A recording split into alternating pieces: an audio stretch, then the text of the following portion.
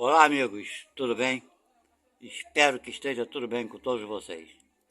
Bem, amigos, estamos de volta aqui para darmos continuidade à nossa leitura e estudo do livro dos Espíritos, ok? Estamos agora no livro 3º, capítulo 2º. Você pode ver ali? E vai falar sobre a lei de adoração. Eu queria pedir aos amigos que estão chegando pela primeira vez aqui, primeiro agradecer, sejam muito bem-vindos ao nosso canal. Espero que gostem daquilo que for lido, né, e debatido aqui pelas minhas opiniões, ok? E peço também que se inscrevam e dê aquele likezinho, né, aquele joinha para ajudar o nosso canal. E a vocês que estão chegando pela primeira vez, quero informar o seguinte, que eu dou minhas opiniões quando eu acho necessária.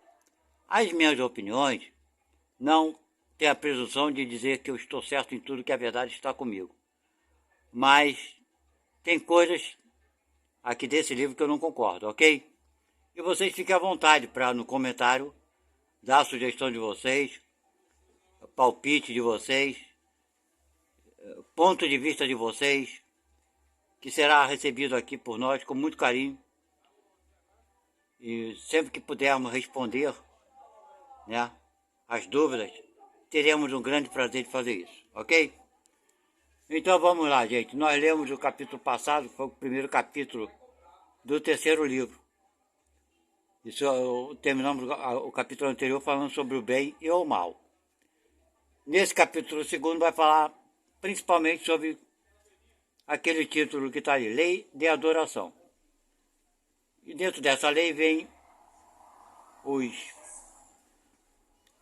pareceres de objetivo da adoração, a adoração exterior, vida contemplativa, sobre a prece, politeísmo e sacrifícios. Então vamos lá, meu irmão. Quando o capítulo é muito grande, eu divido por partes, ok? Porque geralmente nossa leitura e estudo aqui são aproximadamente de 30 minutos, ok? E seria muito bom que vocês ouvissem do início ao fim, para entender bem aquilo que foi lido aqui, ok? Então não sei quantas partes terão esse capítulo, mas vamos para a primeira parte, ok? Kardec então faz a pergunta, nesse trecho que vamos ler, sobre o objetivo da adoração. Pergunta 649. Em que consiste a adoração? Bem, a adoração, né, é ficar exaltando o Criador, exaltar o nosso Deus. Vamos lá. A resposta é a elevação do pensamento a Deus. Pela adoração, a alma se aproxima dele. Então vocês estão vendo aqui a importância da adoração, não é da gente ficar adorando, bajulando Deus. Não é isso.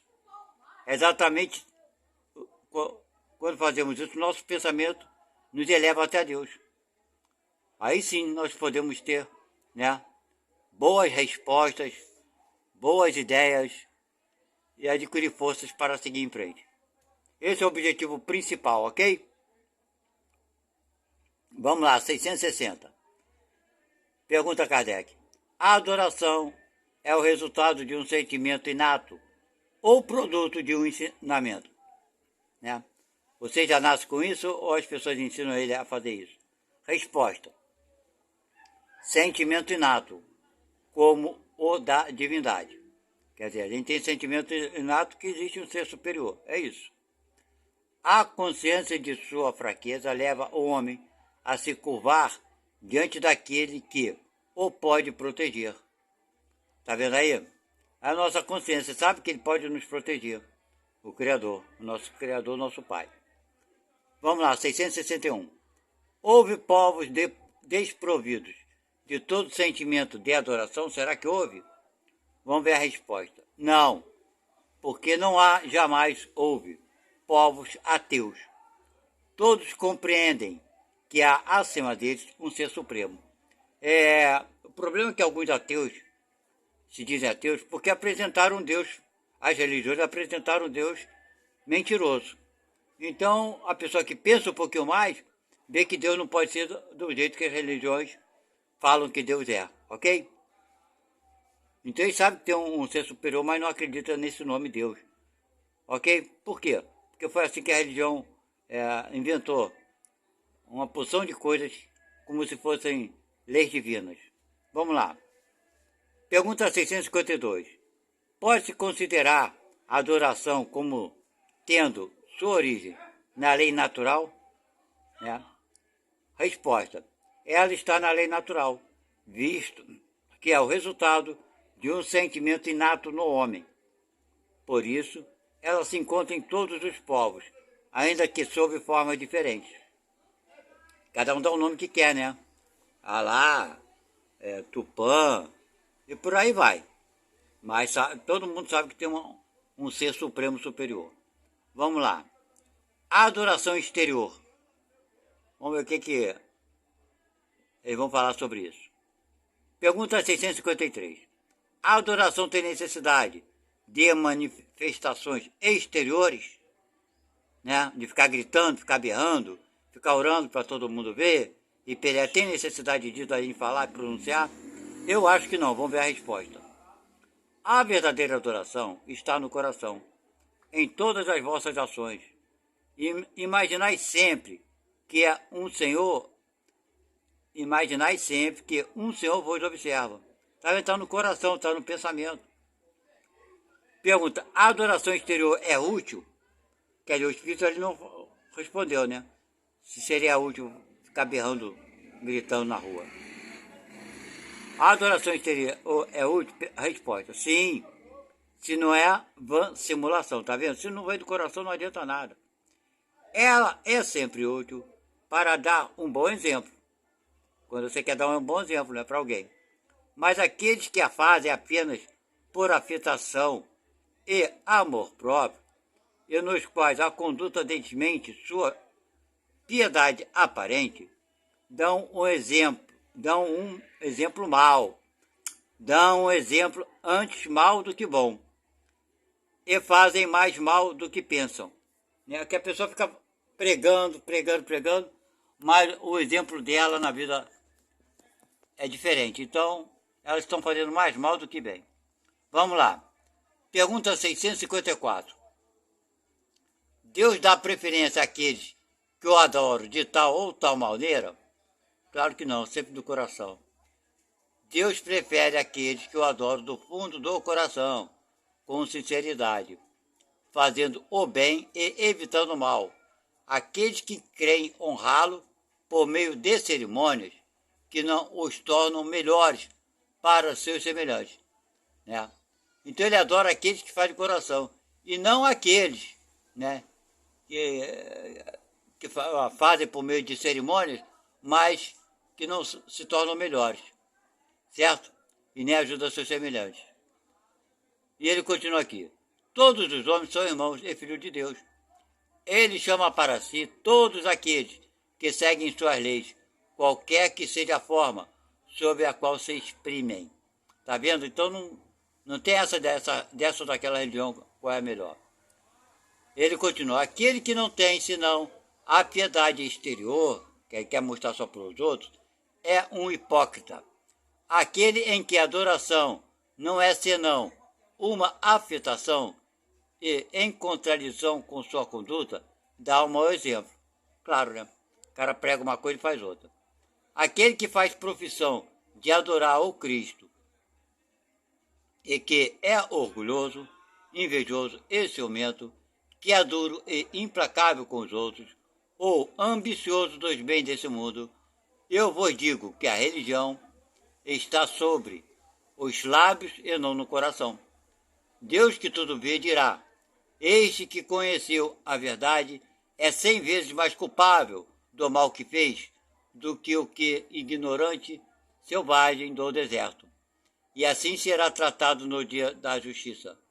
Se um cego, ao passar, vos derruba, vós o excusas, quer dizer, o perdoa. Se é um homem que vê, claramente, vós vos queixais e tende razão. Claro, se o cara está vendo, né, a gente vai reclamar e terá razão. Então ele está dizendo aqui, aquele que, quanto mais ignorante for errar, é lógico, ele é mais desculpável. Agora, aquele que tem conhecimento de Deus e tudo mais, e continua fazendo a coisa errada, é mais culpado. E ele continua, não pergunteis, pois, se há uma forma de adoração mais conveniente, porque isso seria perguntar se é mais agradável a Deus, ser adotado, ser adorado, desculpe, ser adorado em um idioma que em outro. Eu vos digo ainda uma vez, os cânticos não chegam a ele, senão pela porta do coração. Vocês estão entendendo? Não existe uma regra para adorar, não existe uma oração melhor. Tem que ser do teu coração. Se você não sabe fazer o Pai Nosso, Ave Maria e etc e tal, faça o seu pedido, converse com Deus do seu coração. Peça a Ele em pensamento, não precisa ficar gritando, berrando não. Agora, se isso você acha que é necessário para inspirar outras pessoas a também fazer oração, bacana. Mas vigie tua conduta, que é o mais importante, ok?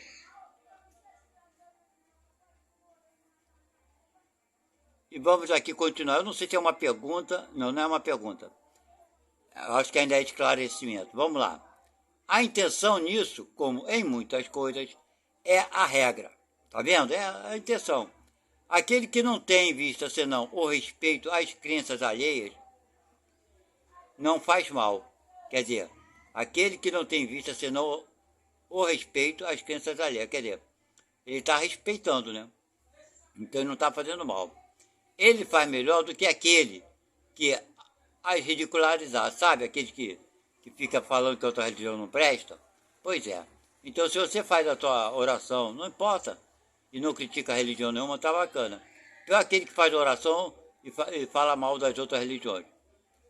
Aí ele continua, porque faltaria a caridade, lógico, né? Tá falando mal dos outros. Mas aquele que a pratica por interesse e por ambição é desprezável aos olhos de Deus e dos homens, né? Tem gente que faz oração pedindo as coisas. Ele é desprezado, claro. Deus não pode ter por agradável aqueles que aproveitam não, aqueles que aparentam se humilhar diante deles, apenas para atrair a aprovação dos homens, né? Tem muita gente que faz isso só para os outros achar que ele é bonzinho, etc e tal. Vamos lá, pergunta 656. A adoração coletiva é preferível à adoração individual, será? Né? Um monte de gente se reúne para adorar. Vamos ver a resposta. Os homens reunidos por uma comunhão de pensamentos e de sentimentos têm mais força para chamarem para si os bons espíritos. Ocorre o mesmo quando eles se reúnem para adorar a Deus. Não acrediteis por isso que a adoração particular seja menos boa, porque cada um pode adorar a Deus pensando nele. Quer dizer, não precisamos nos reunir. Tem gente, vamos para lá para a igreja para fazer oração, porque é lá que eu posso orar, é lá que se deve orar. Não, se você não puder ir, meu amigo, faça a tua oração, faça a tua prece na sua casa. Você está entendendo? De coração, claro. Eu sei que nós estamos numa fase, a maioria da população, aprendendo a lidar com isso. Muitos sequer sabem da necessidade, não é de orar não, é de pedir ajuda. Sabe, nós somos às vezes muito orgulhosos para pedir ajuda. Eu posso falar que eu sou muito assim. E preciso mudar meu jeito, claro. Vamos lá. Vida contemplativa. Pergunta. Os homens que se abandonam à vida contemplativa, sabe aqueles que vão para o refúgio, né? Assim que fala. Vão para algum lugar, se afastam da sociedade, para ficar só adorando a Deus, adorando. Então ele continua aqui, vamos lá? Os homens que se abandonam à vida contemplativa, não fazendo nenhum mal, e não pensando senão em Deus. Tem um mérito aos seus olhos?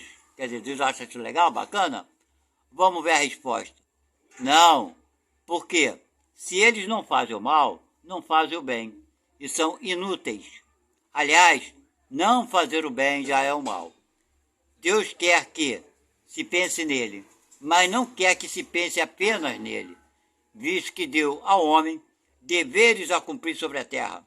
Aquele que se consome na meditação e na contemplação não faz nada de meritório aos olhos de Deus, posto que sua vida é toda pessoal e inútil à humanidade, e Deus lhe pedirá contas do bem que não haja feito. Certo? Então eu já falei antes, a gente conclui aqui. Vamos falar sobre a prece, né? Pergunta 658. A prece é agradável a Deus? Resposta. A prece é sempre agradável a Deus quando é ditada pelo coração. Por quê? A intenção é tudo para Ele. E a prece do coração é preferível a que se pode ler. Né? Preferível do que a que se pode ler.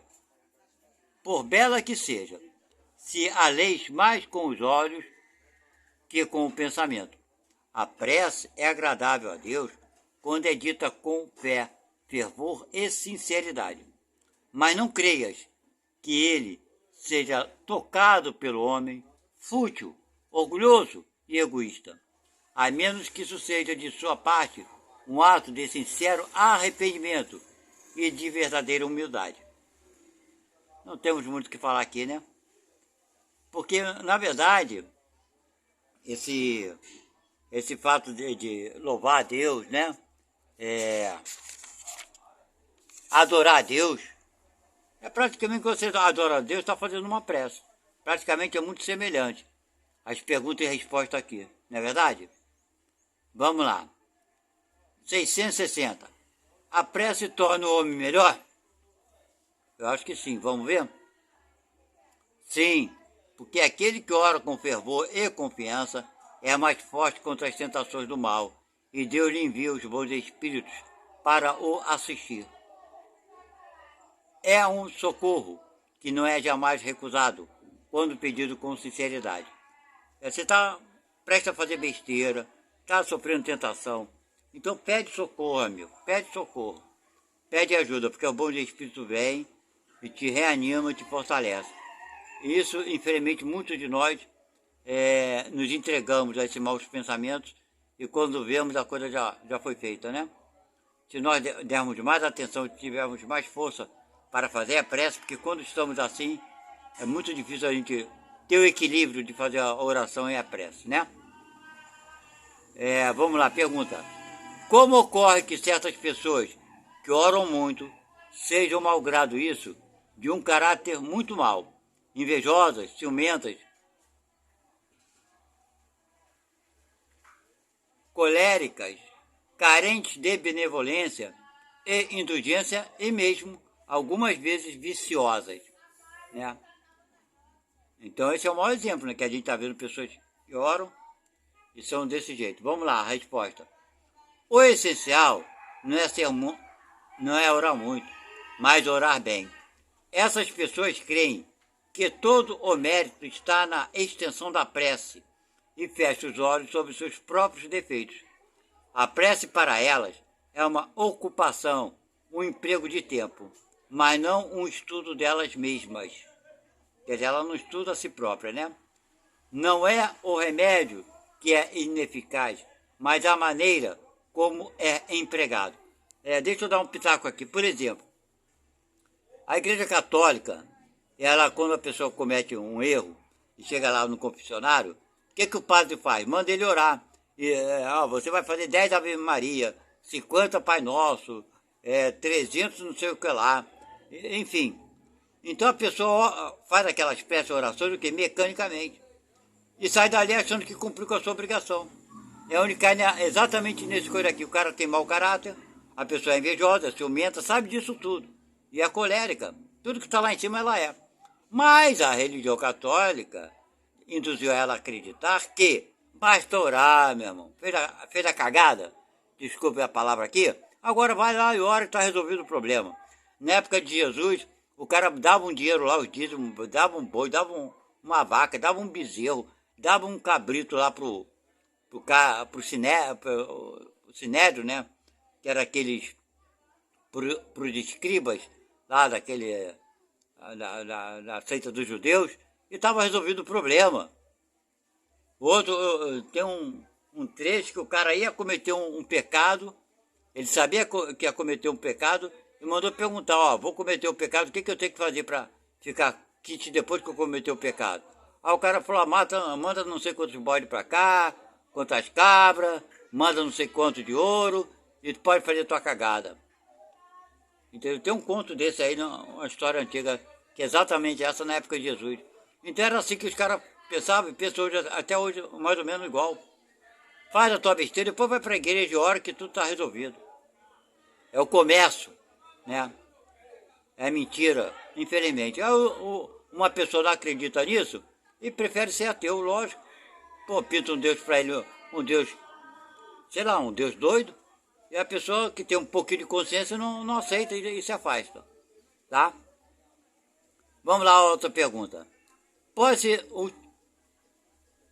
Pode-se utilmente pedir a Deus que nos perdoe nossas faltas? Será que nós, né, podemos, se é útil, pedir perdão nossas faltas? Vamos lá. Resposta. Deus sabe discernir o bem e o mal. A prece não oculta as faltas, aquilo que eu acabei de falar, né? Aquele que pede a Deus o perdão de suas faltas não o obtém senão mudando de conduta. Tá vendo? As boas ações são as melhores preces, porque os atos valem mais que as palavras. Né? Já dizem, um ato vale mais do que 1000 palavras, né? Uma ação boa. Então é mais ou menos isso mesmo, gente. Não tem muito o que falar aqui não. É aquilo tudo que eu já falei antes. Vamos lá. Pode-se orar utilmente para outra pessoa, por outrem? Resposta. O espírito daquele que ora age por sua vontade de fazer o bem. Pela prece, ele atrai para si os bons espíritos que se associam ao bem que quer fazer. E ele continua. Possuímos em nós mesmos, pelo pensamento e a vontade, um poder de ação que se estende além dos limites da nossa esfera corporal. A prece por outros é um ato dessa vontade. Se ela é ardente e sincera, pode chamar em sua ajuda os bons espíritos, a fim de sugerir-lhe bons pensamentos e dar-lhe a força do corpo e da alma de que necessita. Mas aí ainda, a prece de coração é tudo. A dos lábios não é nada. 663. As preces que fazemos por nós mesmos podem mudar a natureza de nossas provas e desviar-lhes o curso. Algumas vezes sim, algumas vezes não, mas seja como for, vai sempre nos dar força para superarmos. Vamos ver o que eles falam. Vamos lá. Vossas provas estão entre as mãos de Deus e as que devem ser suportadas, né? Até o fim. Então, às vezes sim, às vezes não. Então, Deus tem sempre em conta a resignação.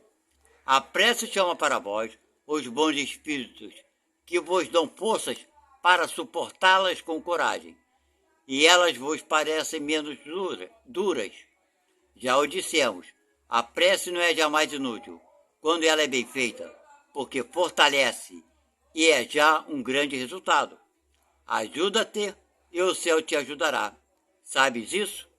Aliás, Deus não pode mudar a ordem da natureza ao capricho de cada um, porque aquilo que é um grande mal sob o vosso ponto de vista, mesquinho, e a vossa vida efêmera, é frequentemente um grande bem na ordem geral do universo. Vocês observam que eu sublinhei isso aqui, sabe? Muita coisa que a gente fala que foi mal, que passou por isso, que passou por aquilo foi mal terrível. Aí vocês estão vendo aqui o que é o mal, né? Tá bem claro aqui o que é o mal.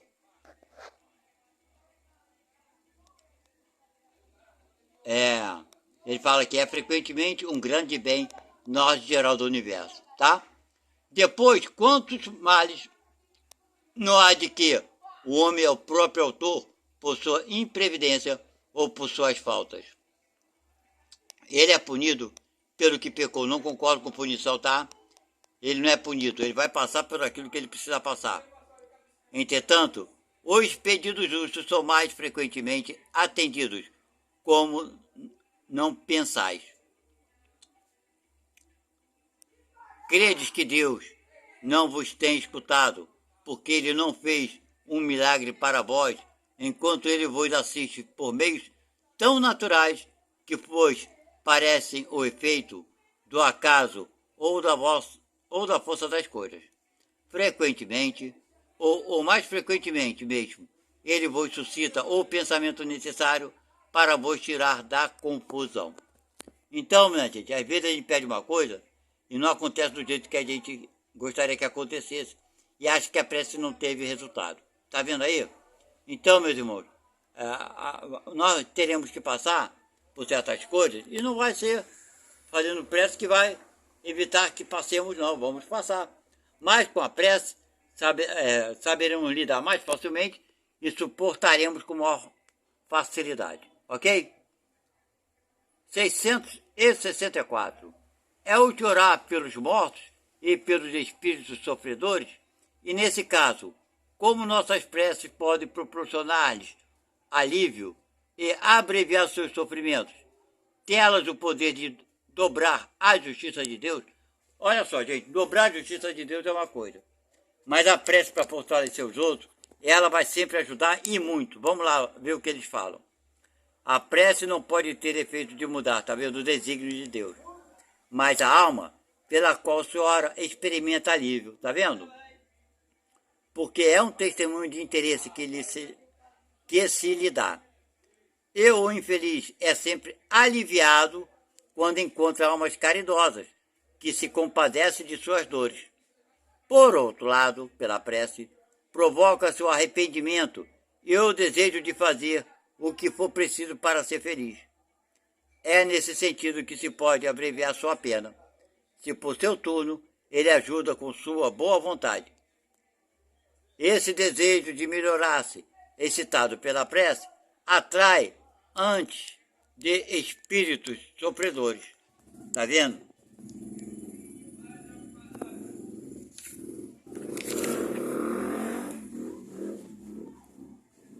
Espíritos melhores que vêm esclarecê-lo, consolá-lo e dar-lhe a esperança. Jesus orou por todas as ovelhas desgarradas, mostrando-vos com isso que sereis culpados não o fazendo por aqueles que mais necessitam. Então são quais os que mais necessitam? Quais são? Vou parar por aqui. Não, acho que eu vou continuar. Deixa aquela parte. Os que mais necessitam, meus irmãos. Vamos pensar sobre isso. Os que mais necessitam não são aqueles que são saudáveis, são aqueles que são bonzinhos, não. Os que mais necessitam são os criminosos, são os delinquentes, são os drogados, os viciados, né? Os que têm péssima conduta. Esses são os que mais precisam. Será que é difícil da gente entender isso? Será que a nossa vaidade, nosso orgulho vai continuar condenando essas pessoas, esses nossos irmãos que estão ainda, né, com essa ignorância tão grande de cometer esses crimes absurdos? Eles são mais necessitados, sabe? Quando você vê uma criança miserável, pela televisão, né? Nesses países mais pobres que o Brasil, que existe, infelizmente, aí você olha e pelo espiritismo nós conseguimos entender que aquele espíritozinho ali está passando fome, está só na pele e osso, não tem o que comer, mas sabe que está resgatando uma dívida dele do passado, que ele com toda certeza fez mau uso do dinheiro, abusou e etc e tal. Então, meu irmão, esse irmão que está hoje passando por essa dificuldade terrível, sabe, foi no passado esses que são hoje esses criminosos, esses corruptos, ladrão, essa turma aí que faz essas maldades gratuitamente. Vocês entenderam? Então vamos parar para pensar sobre isso aqui, os que mais necessitam. Jesus não veio aqui para curar os bonzinhos, os que estão saudáveis, não. Ele veio para curar os doentes. Mas não era o doente do corpo, não, que isso é porcaria. O corpo fica aqui, pouco resultado tem. O mais importante é ele veio curar a alma. Tanto é as pessoas que ele curava, ele falava, vai, não peques mais. Quem peca é o corpo ou é o espírito? somos nós, espíritos.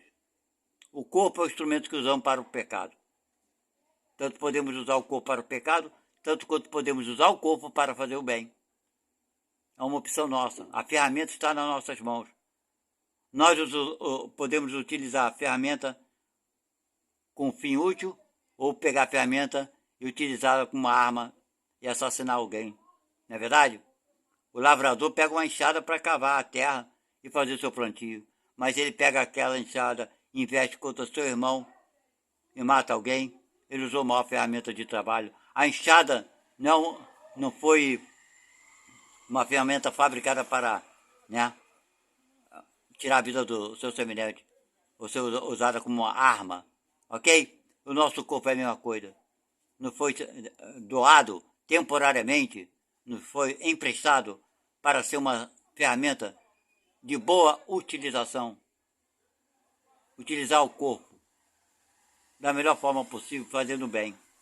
É uma ferramenta de trabalho que muitos de nós não damos tanto valor e deveríamos dar mais valor, sim. Nós destruímos a ferramenta por mau uso, certo? Por relaxamento, por alimentação inadequada, por pensamentos negativos, por sentimentos negativos, estragamos a ferramenta e desencarnamos antes do tempo. Ok? Então nós precisamos aprender a dar mais valor a essa ferramenta que temos, a respeitar a ferramenta, respeitar suas limitações e conservá-la. É a nossa obrigação. Eu estou falando isso, praticamente eu estou falando para mim. Não estou falando isso para vocês. Eu estou falando para todos nós. Vocês podem observar que na nossa frente aqui tem um livro aberto. Geralmente, graças a Deus, eu tenho certeza absoluta que nesse momento que eu converso com vocês através do livro, Dois Espíritos, eu não estou sozinho. Certo? Muitas coisas que me vêm à cabeça, certo? Não são coisas de minha natureza. São irmãos que estão me orientando, me enviando algumas palavras que às vezes eu penso que são minhas, mas na verdade não são. Eu mesmo relaxo muito com o meu corpo. Preciso aprender a respeitá-lo, a saber utilizá-lo. E nós todos precisamos saber fazer isso melhor. Ok? Então fica aqui a nossa reflexão de hoje, né? Sobre a prece, a oração, né? Agradecer, mas não ficar só no agradecimento nem nos pedidos. Tornarmos nossas palavras em ações. Essas ações em favor do próximo, em favor de nós mesmos. Entendermos que aqueles que mais precisam de oração são aqueles que, infelizmente, os mais ignorantes. Aqueles que cometem esses crimes mais absurdos. Porque eles já precisam, desde já, de muita força, muita ajuda, muito auxílio, ok? Para resgatarem os erros que hão cometido até o momento. Bem, meus amigos, muito obrigado à presença de vocês. E não esqueçam de se inscrever no nosso canal. E vocês que estão vendo pela primeira vez aqui, mesmo que não queiram se inscrever, embora seja de graça, dá um like de joinha, não custa nada e ajuda muito a muita gente. Muito obrigado a todos e um bom fim de semana para todos. Que assim seja. Tchau.